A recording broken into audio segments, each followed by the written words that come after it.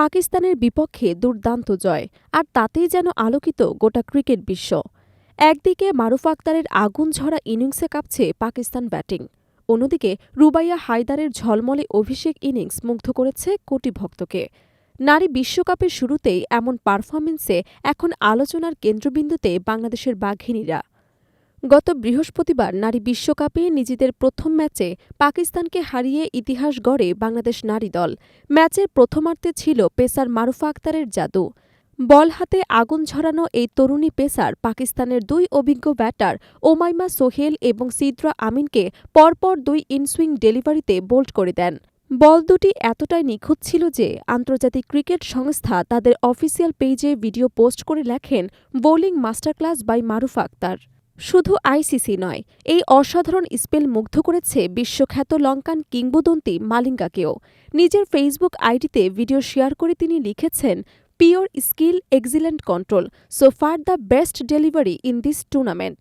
বাংলায় অর্থ করলে দাঁড়ায় নিখুঁত দক্ষতা, চমৎকার নিয়ন্ত্রণ, এই টুর্নামেন্টের সেরা ডেলিভারি।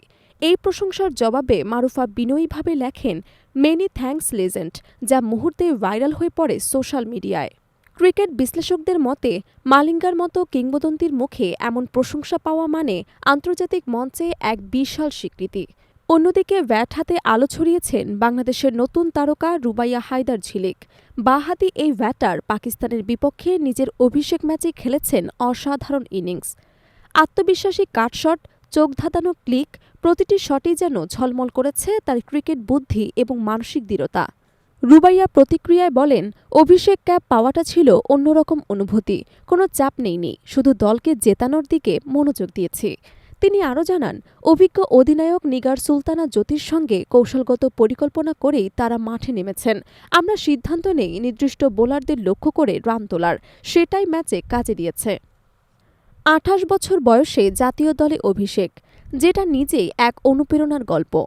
ইনজুরি এবং ব্যর্থতার ধাক্কা সামলালেও রুবাইয়ার প্রত্যাবর্তন প্রমাণ করেছে দৃঢ় মানসিকতার শক্তি। এক ম্যাচেই যেন দুই নায়িকা, মারুফা এবং রুবাইয়া। তারা প্রমাণ করে দিয়েছেন বাংলাদেশ নারী দল আর শুধু অংশগ্রহণের জন্য মাঠে নামে না, বরং জয়ের খেলা খেলে। বিশ্বকাপের এই অভিযানে এখন সবার চোখ বাংলাদেশের মেয়েদের দিকেই, যাদের ইনসুইংয়ে কাপের প্রতিপক্ষ আর ব্যাটিংয়ে ঝলমল করে আত্মবিশ্বাস এবং স্বপ্নের আলো।